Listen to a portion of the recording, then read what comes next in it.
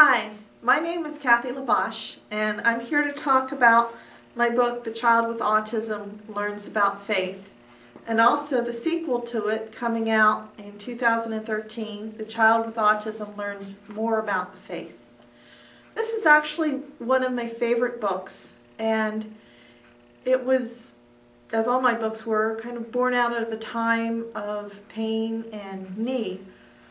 I went to a group of other parents with children with disabilities, and I was hearing them talk about the pain of feeling excluded from their church, of going and trying to want to enroll their kids in Sunday school and being told no.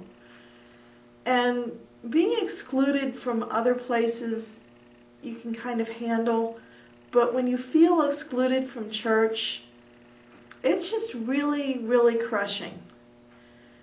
And I could also understand where the pastors and the religious ed teachers and everybody were coming from, because I knew how difficult it can be to deal with children with autism, and I was living with them. And they, for the most part, had no real experience. So I wrote the book to try and solve both problems. The first part of the book is written for the pastors, the religious ed teachers, and explains to them what autism is about, what the behaviors are that you're going to see and what they mean, and how to set up the classroom and how to handle things if this problem comes up or that problem comes up. The second half of these books are little Bible studies for the kids. The first book, it goes from the Garden of Eden creation to the parting of the Red Sea.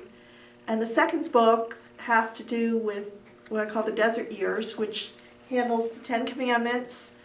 And I use different other stories from the Old Testament to illustrate what it means to live these commandments out.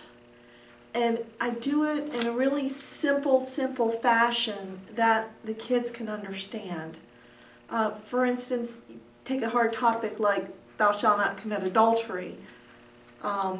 What I do is I have little red hearts and big red hearts. And we talk about how sometimes people can really hurt us and they can break our heart. We rip it in two. And that we can try and repair it on our own, but it just doesn't work out well. And then we have a big heart, which represents God, and then we paste the little broken hearts on top of the bigger heart, and that how if we bring our pain to God, that God can make our heart bigger and stronger because it's part of His. And for thou shalt not kill, I go and I take a shape sorter. And I talk about how frustrating it can be to try and fit one of these pegs into a hole where it doesn't fit, which of course is something a autistic kid can really relate to. And that's the way it is with people sometimes. We can get angry and frustrated with people when they don't act and behave or look the way that we think they should. They don't fit. But then we take the peg and we put it in the hole where it belongs. And we can see that God made everybody differently. And even if He didn't make them like us, He made a place for them where they will fit perfectly in God's plan. And we talk about how sometimes when people get so angry, sometimes they actually want to kill somebody else because they're not like them. And they're not like how they're supposed to be. But God doesn't want us to get angry and hurt other people and kill them. He wants us to love them and help them find their place in God's plan. Now, another part of the book is a scripture study for the parents, because parents of kids with disabilities can face really unique problems that other people can have a hard time relating to, much less helping them through.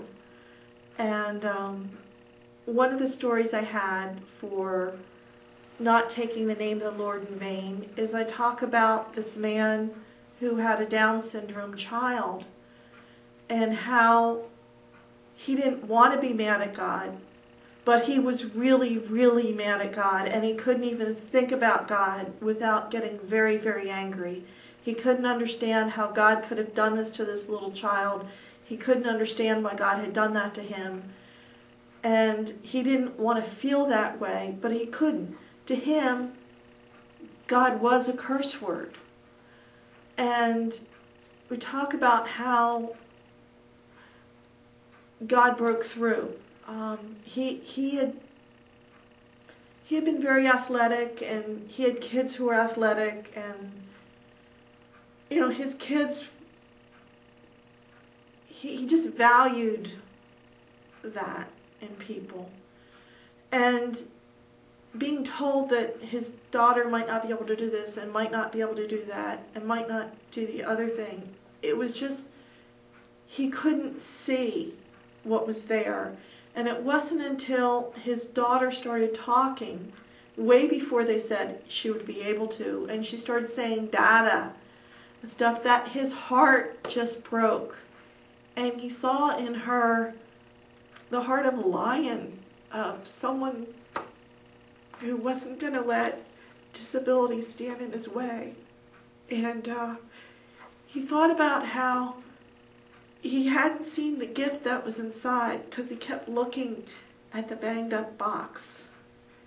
And I keep thinking also that the banged up box was part of the gift to the man from God, helping him break through some barriers and prejudices that he had that he never would have been broken through before. So I said, this book, The Child with Autism Learns of Faith, it's for pastors, teachers, it's for the kids, and it's also for parents. And the sequel, The Child with Autism Learns More About the Faith, is coming out in 2013. Thank you.